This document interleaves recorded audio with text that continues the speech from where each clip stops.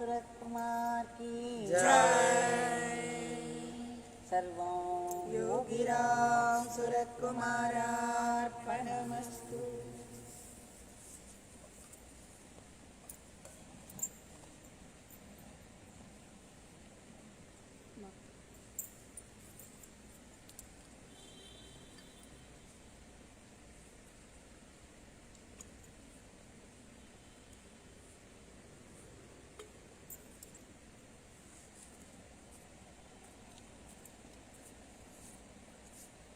with deep gratitude, we have already offered our pranams at the lotus feet of Bhagwan for giving us another golden opportunity to sing His powerful name in His powerful shrine. His powerful shrine is now coming into everybody's house, everybody's place. Your drawing room or wherever you are is becoming a shrine, and you are able to sing in front of Him. Him who is all pervasive, all knowing, all powerful. They say that even the sound of an ant crawling is heard by God. Why? Because He is the very consciousness. He is your own consciousness in which all your thoughts appear.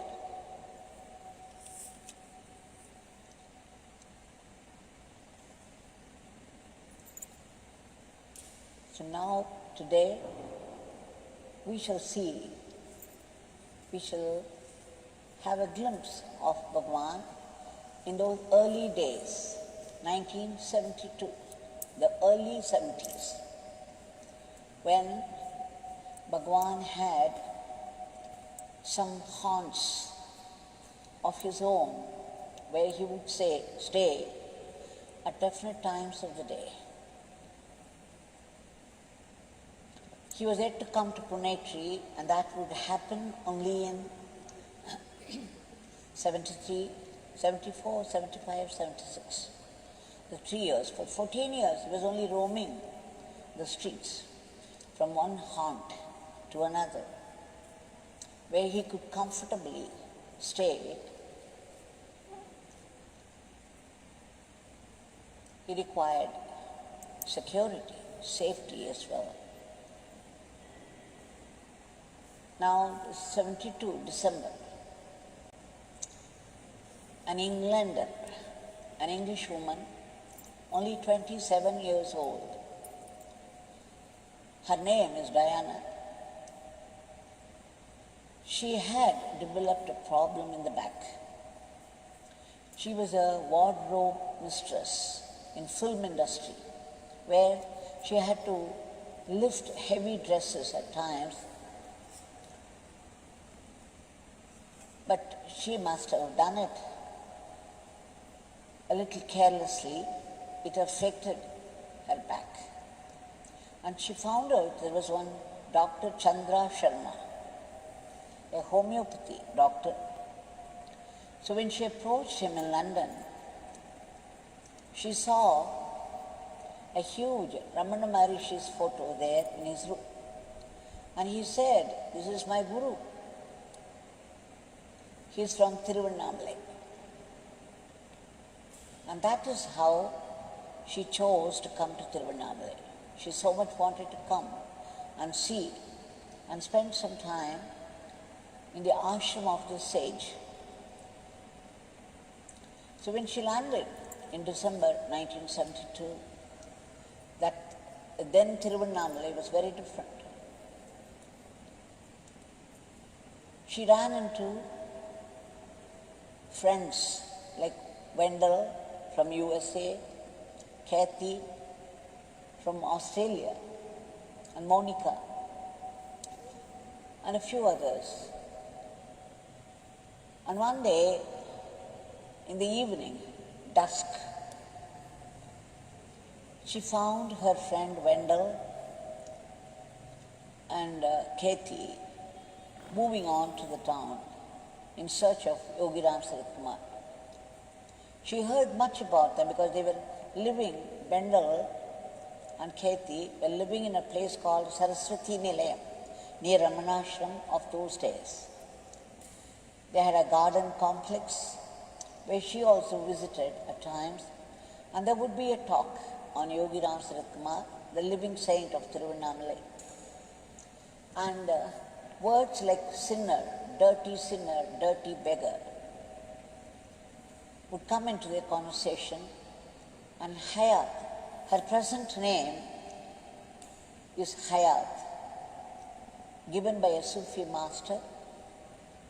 She was Diana then. So Diana began to wonder, what kind of saint is he? What kind of saint who calls himself a dirty beggar, a dirty sinner? And she was curious. She joined these people, Wendell and Kathy, in search of Yogi Ramsuratkumar in the town.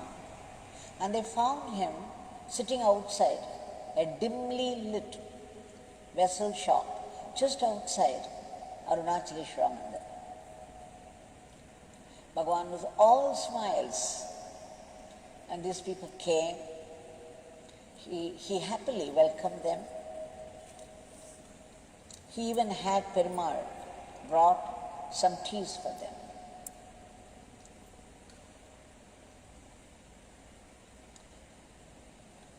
And then these people introduced Diana from England. Bhagwan said, is it?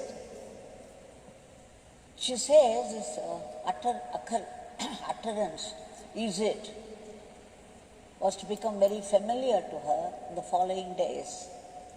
She found it very charming, the way he said it.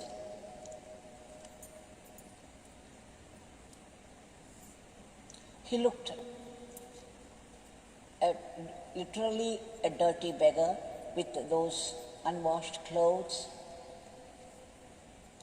They said he never bathed, but then many people said he smelled of sandalwood oil.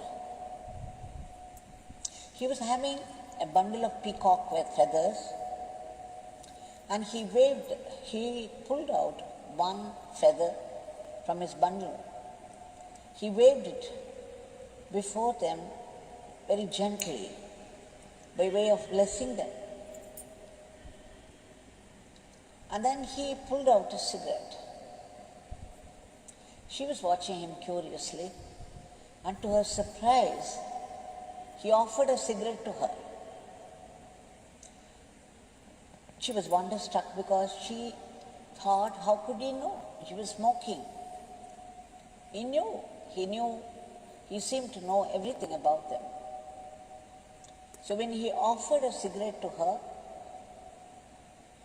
she took it happily and lighted it, and then Bhagwan announced, oh, now this beggar and Diana are going to smoke for the sake of all of you.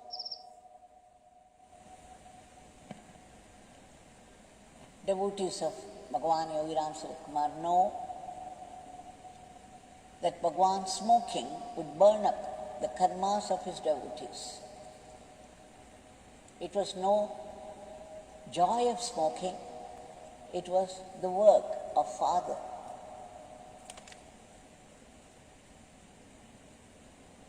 And then Bhagwan said, why don't you sing a song?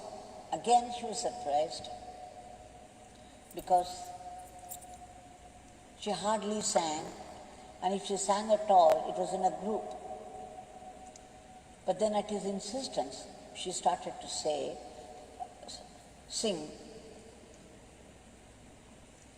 my Lord is the shepherd. The Lord is my shepherd. Though I walk in death's dark vale, yet I will fear no ill. Thou art with me. my God, my Lord, thy rod and staff comfort me. And when she sang, tears were streaming down her cheeks. She felt overwhelmed, getting into the essence of the song, which was accentuated by the presence of Bhagwan. There was such energy which accentuated every feeling, sharpened every feeling of her God thought.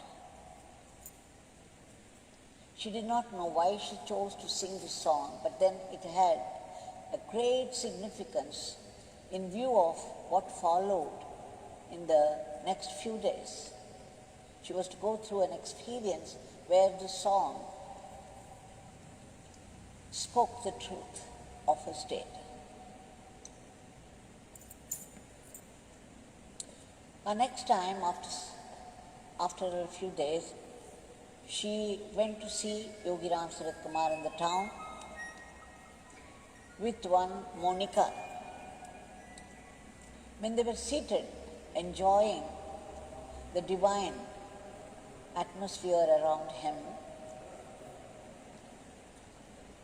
for quite some time, quietly, sitting quietly and absorbing the essence of his divinity.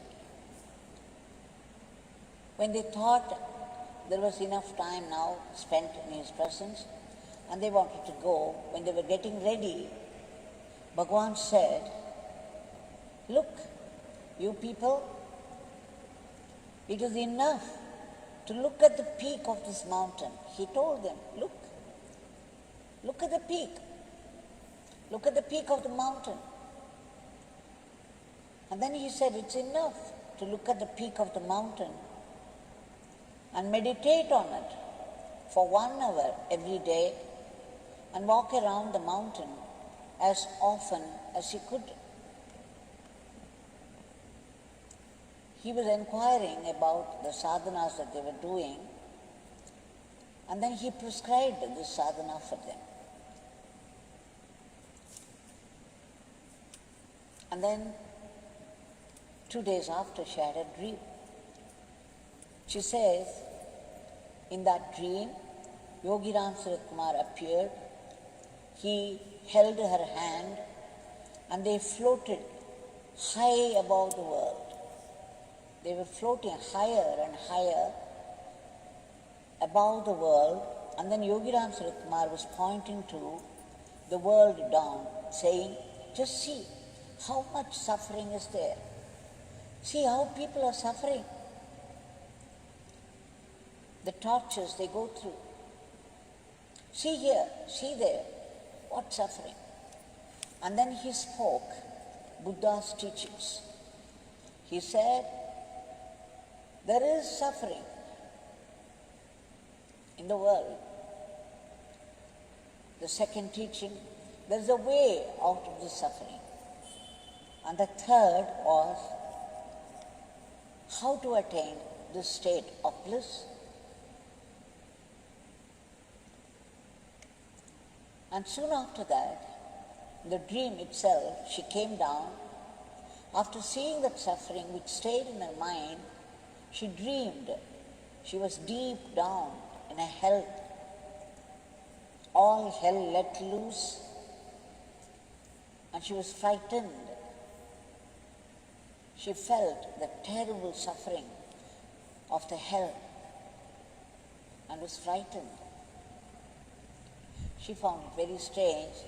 But then in Tiruvannamalai, the energy of the place is very high because the whole of Tiruvannamalai is the sanctum sanctorum of the Lord Shiva. The mountain itself is considered as Lord Shiva, the linga of Shiva. And therefore the whole of Tiruvannamalai is sanctum sanctorum of Lord Shiva. In any sanctum sanctorum of any divinity, there would be high energy. People are not generally allowed inside, especially in the south. So the energy level of this Tiruvannamalai is very high, So much so that, like I said 1 or 2 days before, a householder who lives the regular, normal life of a householder, a full-fledged householder's life, will have the energy of a sannyasi just by staying in this place. And that's why so many people from different parts of the world. You mention the country, there are people from there here living in Tiruvannamalai. Raman Bhagwan put it in the world map, drawn by his teachings, drawn by Arunachala, the mountain, and its energy. People come from even nooks and corners of the world. So here it is very common that people go through visions, strange dreams. There would be some experience or the other for people who live here. Many people won't speak about it. So in the light of which it seemed okay, because she was being comforted by a Ramana devotee, that it's very common in such a place. Now on the New Year Eve, the evening of New Year, when she went to see him, when she left London for India, she took 2 cameras. One of them was Pentax, a very expensive camera, which was given to her by a friend. She did not even know how to operate it, but the friend very hastily taught her how to do it. Though of course she did not practice it enough. So when she came this time to see Yogi Ramsuratkumar Bhagwan, she so much wanted to take photos because she says his expressions are chameleonic, meaning he changed the expression in his countenance, on his face, minute to minute, from situation to situation. It changed very quickly. It was mercurial. And she was fascinated. And she so much wanted to take photos of him in different settings. But she was also afraid because she was not an expert in photographing. So she said, Swami, I would like to take photos of you if you would permit. Is it? Bhagwan asked with an impish twinkle in his eyes, and then he became quiet. And then suddenly he asked, how many will you take? Pat came the reply without thinking. She said, 108. 108? Oh, we shall see. And then the next day he said, just before he left, this beggar is often found near the railway station. He just dropped a hint and left. She took it as a hint. So the next day morning, on the New Year day, an unforgettable day for her, 1973, New Year, January 1st, she and her friend found themselves near the railway station. And then she says she missed her heartbeat when she saw Yogi Ramsuratkumar coming that way, because she didn't really think that he would oblige. She felt very, very happy. And then she was ready with her camera. She had 3 rolls of films. So when he was on his way towards them, the station master approached him, who became a friend of his.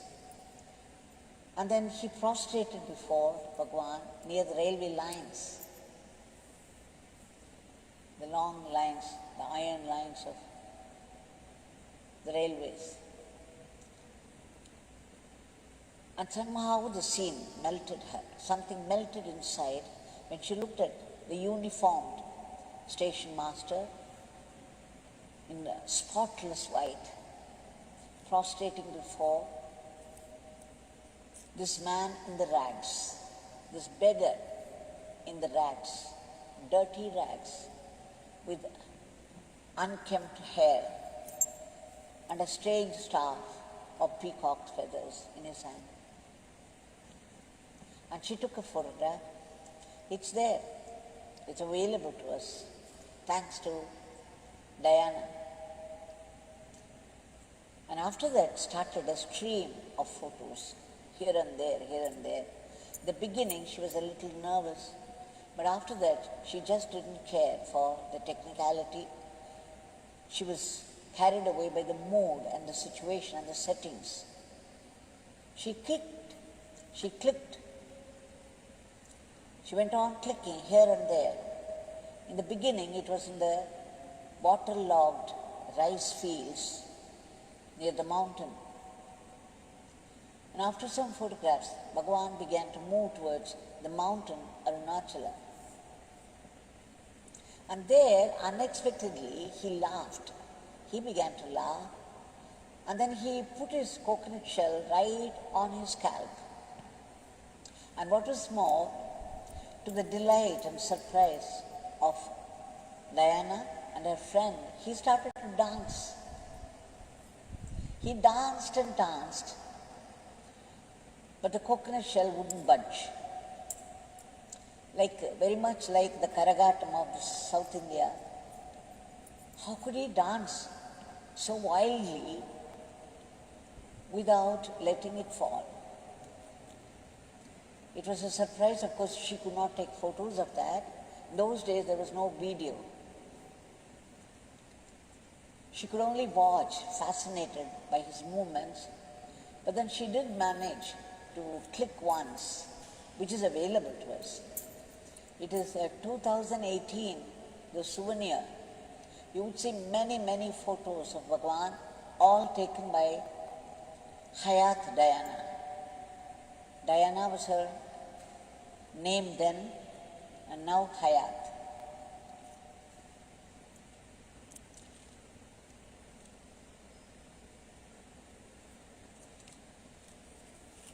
And then they came across a group of farmers, their families, and they all came with such love in their eyes towards him, and they shared the little food they had very happily, very lovingly with him. Again, she had a treasure of photos of Bhagwan with those people. And finally, when she thought it was going to be over, he was not going to pose anymore. He was not posing exactly, but then everything happened well arranged by his divine grace. And finally, they all went and sat in one place, tired. And suddenly, the crows, so many crows around, they started to cry like an orchestra.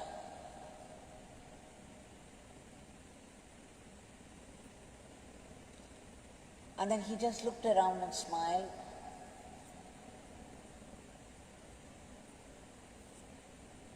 And by the intensity of his energy, even the crows, one after the other, became quiet. To her wonder, all those crows which were crying out excitedly together stopped their cries one after the other, and they all became quiet.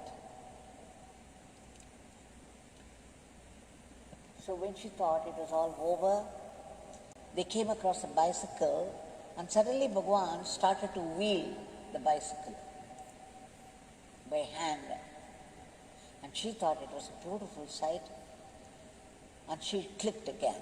So there's a photograph of Bhagwan standing by the side of the cycle, which you can find in this 2018 souvenir.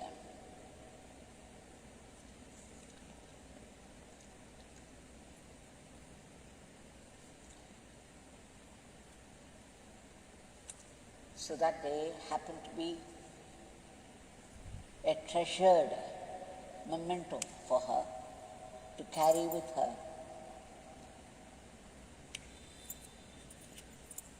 This enigmatic Swami should choose to give photos to her was something beyond one's imagination. It was very, very difficult to photograph in those days. He allowed it only for one or two people. And if people took without his permission, when they developed, they saw only a blank. And then the next time she went, it was on the eve of her birthday. The next day was her birthday, so she took permission from Swami to visit him on his birthday.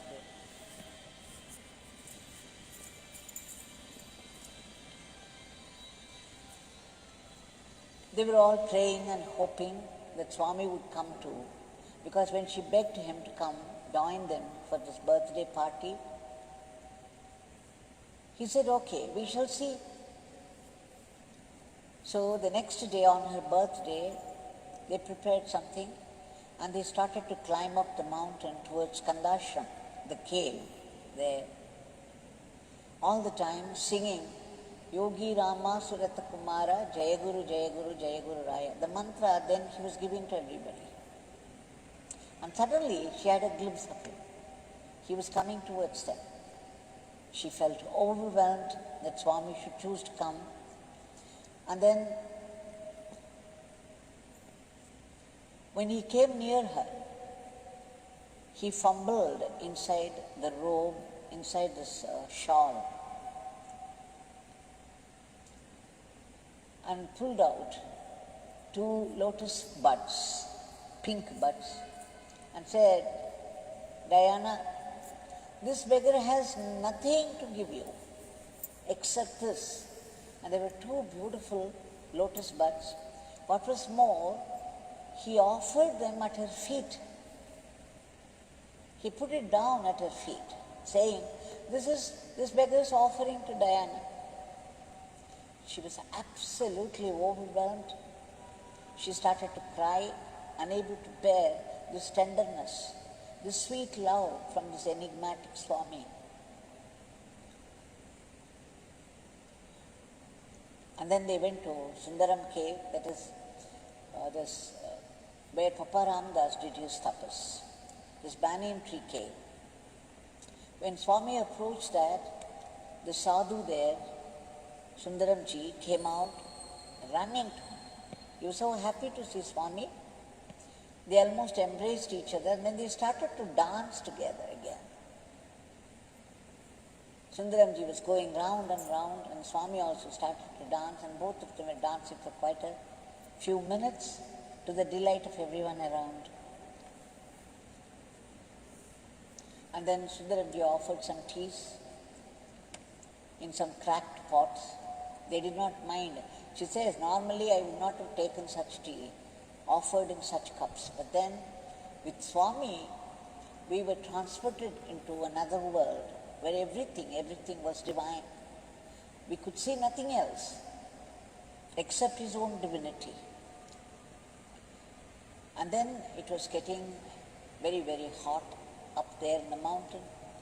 The sun was blazing down and she developed a headache and she was unable to stay on anymore.